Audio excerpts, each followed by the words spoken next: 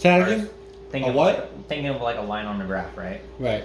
Like, we kind of go along the same path, and then we diverge, and then come back around, right? Sure.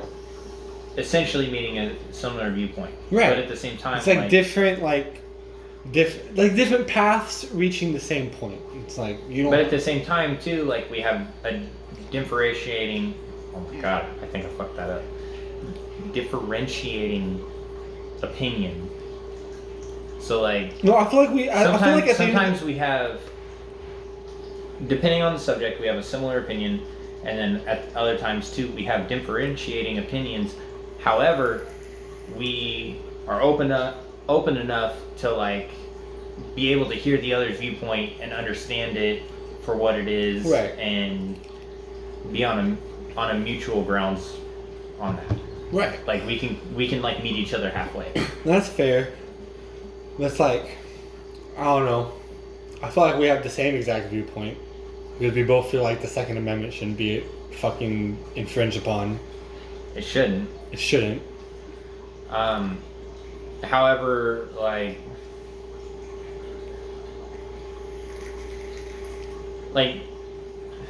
it's like what we said earlier. Like there's no real method.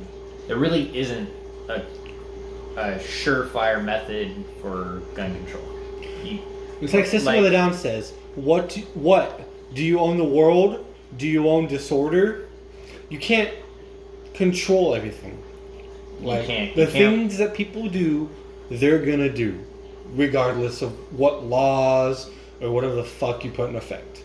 That's just inherent in the system. Also, the other thing too is like what they say. You know, like the more perfect the plan, the more likely it is to fall apart. Exactly. And that there's going to be outlying factors that fuck that up. Exactly. So, you know, for instance, a prime example of that is you strip gun rights from law-abiding citizens. Who is left with those weapons now? The it's government. The people who... Then there's both the government... It's the government who is going to have... absolute control, essentially. Because as it is right now, already, do you really think someone's AR-15 is going to be effective against a fucking Moab? I mean, that's quite the comparison, But in all reality, our own country has that ability to drop that on us. Well, true. Will they? Well, not probably not likely. Probably not. Not likely at all. Because, again, what's a country without its citizens? Exactly. You can't have a government without the people. Can't. And that's what our government was founded on, was a government for the people. However, the thing is like, the military has far superior weaponry to us. Definitely. But in an occupational type of sense, like for example, if for some fucking crazy reason that martial law was enforced, they wouldn't have like the Air Force going around like crazy. They might have some helicopters. The Navy wouldn't be active like that. It would be the Army, maybe the Marines. It's going to be ground forces. It's gonna be It's gonna be ground forces. Maybe some tanks. Obviously, you're gonna see Humvees. You're gonna see fucking LMTVs. You're gonna see MRAPs mounted with 50 cals. Exactly. It's gonna. You're gonna see fucking Mark 19s everywhere, and which, by the way, the Mark 19s. I don't have not that great of a weapon. It jams a lot, I'm sure. Well, here's the thing. I don't have any true validity to this, but from what I understand, the Mark 19 as a weapon against people has actually been outlawed by Geneva Convention. The Mark 19? The Mark 19, yes. So even though I know how to function and operate one, right, it's essentially worthless knowledge because there's no use for it anymore if it's outlawed by Geneva Convention. Shoot some warning shots at their feet, but it's a Mark 19. No, but yeah, it's basically within 10 meters they're dead. Exactly. It's a fucking automatic grenade launcher mounted on a fucking vehicle, obviously. But the point still stands that they'd be using ground forces, and let me fucking tell you, all right, the active military personnel in America is like, I think like maybe 2 million total strong at best, and that's just the military in whole. That's not. If we just say the army's like maybe like 1 million strong. That's like 1 million out of Well, 300 they and say some odd that- 50 million. They say that we're 1% of the population who is actually successfully able to make it into the military. The number fluctuates constantly as course. people get out, people join, and to be honest, I think the number getting out is far superior to that than who's joining, because And that's why they're trying to change shit, but that's besides the point. Yeah. Definitely, yeah. And then see, that's the thing is that turning your military on your own people becomes a moral crisis for the soldier. They're like, holy shit, now I'm fucking sitting here policing people who I'm supposed to protect. And that's why a lot of the conspiracy theorists back in the day, they say like, oh yeah, if the martial law was declared, they would send they would look at all the troops' background and they'd send fucking people to places where they had no family. So they wouldn't like have the fear of accidentally killing their family. But I feel like that's a bunch of rubbish. Here's the thing. They wouldn't care at that point. Like, the whole point of this, though, is soldiers are not sworn to protect a government. They're not sworn to protect the people. They're sworn to protect the Constitution. From all threats, foreign and domestic, right? Yes, they're sworn to protect our constitutional rights, both against forces, both foreign and domestic. Domestic can include the government. It can include the people as well, unfortunately. And it can include the people. However, how likely is it that people are going to be infringing upon their constitutional rights versus government, foreign or domestic, infringing on constitutional rights? And I feel like in America, that's really a toss-up. It is. The thing is how do I want to put this? Because I don't want to say it in a way that I sound dumb.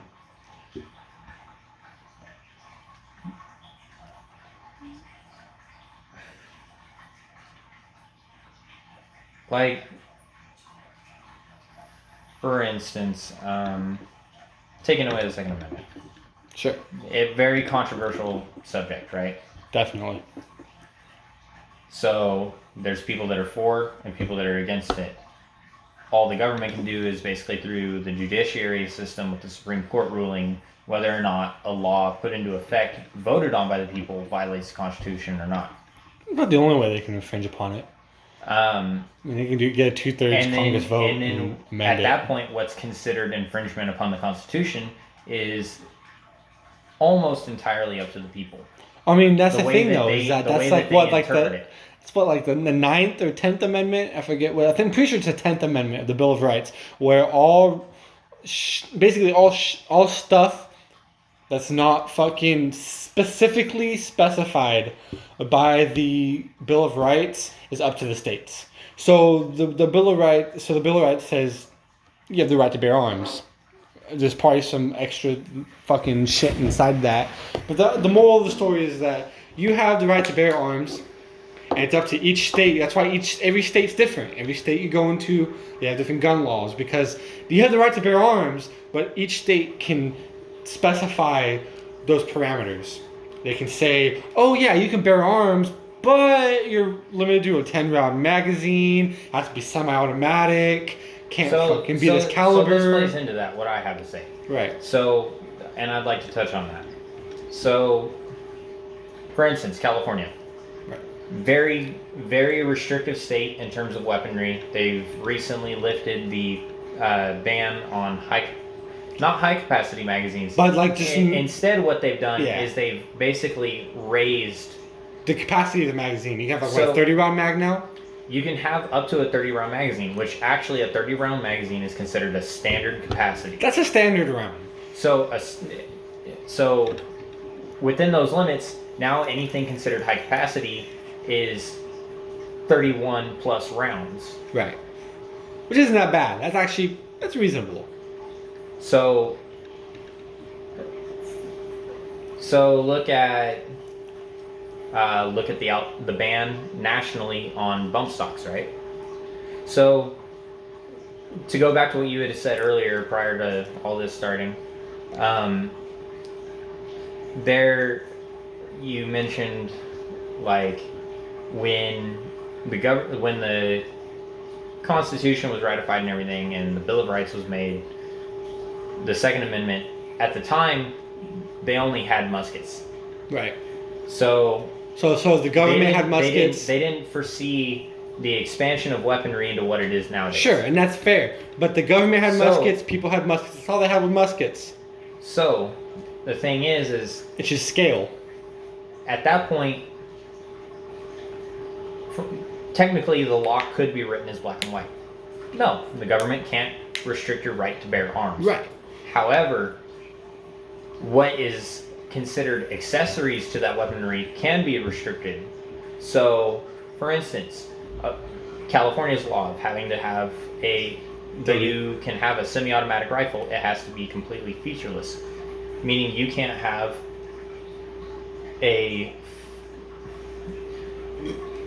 you have what are known as California compliance stocks. They have this, if you would imagine the webbing between a duck's appendages on its feet or whatever, I don't know what the hell the proper terminology would be. Anyways, a webbing of sorts that bridges between the grip and the buttstock.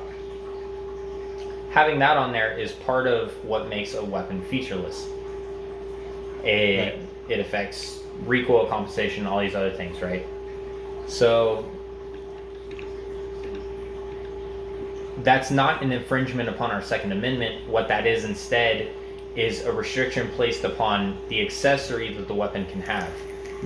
And inherently, whether people argue it or not, does affect the effectiveness of the weapon. It does, in terms of accuracy, just usage, period.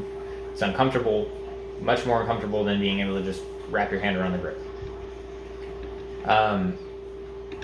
So in that sense, California is not affecting the Second Amendment by requiring featureless stocks, by restricting magazine capacity.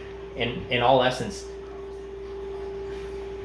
to be completely honest, and I don't agree with it, they could restrict the ability for what they're trying to do and have done is restricting the amount of ammo that you can purchase for a particular weapon. Limitations as to the annual amount that you can purchase for a weapon. They can place a restriction on that without violating the Second Amendment. Is it frowned upon by weapons owners? Yes. Definitely. Absolutely. Frowned upon by the NRA? Absolutely. However, it technically doesn't violate our Second Amendment because you still have the weapon. We still have the weapon. We have a means of bearing arms. Right. Though we don't have any ammo for it. Exactly. So there's loopholes within our amendments. There is. And that's always been an inherent problem with the amendments. It's like the First Amendment. There's loopholes through that too. Like there's libel and there's slander and there's fucking all that shit. But with the Second Amendment especially, I feel like it's a moot point because like, sure, I might have a ban on how many fucking like. Honestly, I've never bought ammo in California, so I don't know the process of going through that. Like, I bought ammo in Texas, and I bought ammo in Nevada. They don't ID me. They don't do nothing. Well, in Texas they ID me. In Nevada, not so much. I bought an ammo in Nevada without them IDing me. They just assumed that I was 18 and that I could buy whatever the fuck ammo I wanted. And like I assumed at that point that I could go to any other of the fucking weapon dealers in Nevada and buy as much ammo as I wanted there without them IDing me. Even if they did ID me, it's just to ID me for age. It's not to like. In California, do they look you up in the system? In California, they scan your ID. You're placed in a system and you can actually be, if I'm not mistaken, I could be wrong.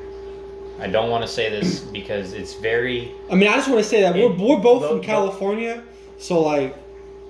The laws are very cryptic and they're hard to read through. And they do that on purpose. It's done on purpose, yes, because in all reality, without a lawyer, you couldn't actually full-fledgedly like decipher what the true meaning is of what they're saying. Right. Some laws, yes, you can. It's very readable, easy to understand and process. Other laws, they make it difficult, and it's for a reason because then. When authorities are questioning you, you can be tripped up, and incriminate yourself and all that and you shit. can incriminate yourself, because in all reality, then they see it as, well, you didn't fully understand the law, but that's no excuse. Ignorance of the law is no excuse. Is the fucking biggest lie ever. Anyways. So, from what I understand and how things have gone in my experiences buying ammunition in California, your ID is scanned. You're essentially placed in a system where it's monitored. They see how much ammo you're buying. I could be wrong, but the limitation on ammo is supposed to go down to 500 rounds a year, which, let's face it, you can blow through 100 rounds at the range just in a day. Like, that's nothing. In less than a day. I'm talking a matter of an hour. An hour, yeah. I've been there. If you're out there just plinking and doing your thing and having fun, teaching your kids how to properly hold, shoot a rifle, doing the proper thing like any parent or adult should, it is not hard when you're having fun like that to go through 100 rounds. For the much record, less 500 rounds. Exactly. For the record, if I had even 50 rounds to qualify on the range, I would have gotten at least a 37 out of 40.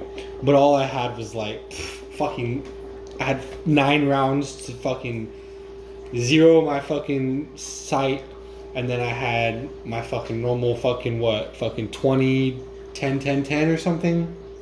Is that what it is? Yeah, it's essentially 40 rounds. Yeah, you get 40 rounds. 20. Yeah, you get 20 prone supported. You receive 3 magazines, each holding 3 rounds. Those are your zeroing rounds, so 9 rounds. Then you have a 20 round magazine that is loaded for your prone supported. Then you have 10 for your prone unsupported, and then you have 10 for your kneeling. That's essentially, right. You know, you're rounding up by 1 round. It's not a huge difference. It really isn't. It's not. 40 rounds essentially to qualify with your weapon. I feel like I could do a lot better with a lot more. And it's like ammo's cheap.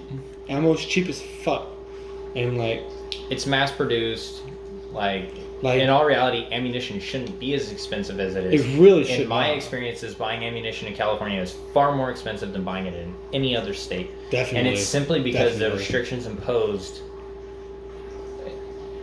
Basically, 500 rounds a year. That's like there's 365 days in a year. So that means you're going out to the range. You're going out to shoot your gun.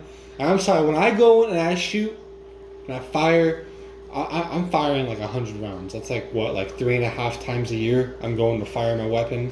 Like, nah, fuck that. So, like, I've reloaded ammunition, right? So after placing the restrictions on whole ammunition that is ready to fire, the state of California started looking at placing restrictions on the ability to load your own ammunition. Now, it's a very effective, it's lower cost, and that's depending on what you want to get out of your ammunition. If you want to load the standard FMJ rounds that you would buy in bulk and go to the range with, those are very cheap to load. Right. Now, if you're like me and you go hunting and you want a very high quality bullet that's going to result in a efficient, very humane, nearly instantaneous kill. I can't guarantee it being humane and instantaneous because in all reality, some people are shitty at shooting, right? Some people are very shitty at shooting. Right. That's just a fact.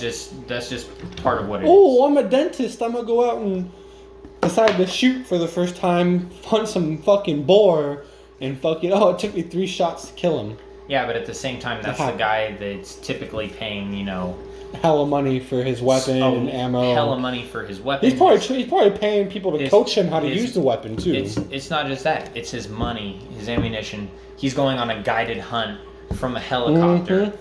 Mm-hmm. That in all reality, when you have the money to burn like that, that's fine. That's all fun and dandy. You have that ability because of the income that you make to afford yourself these opportunities for a very, to what others would consider a very rare opportunity to have, and it's essentially a once in a lifetime opportunity for that.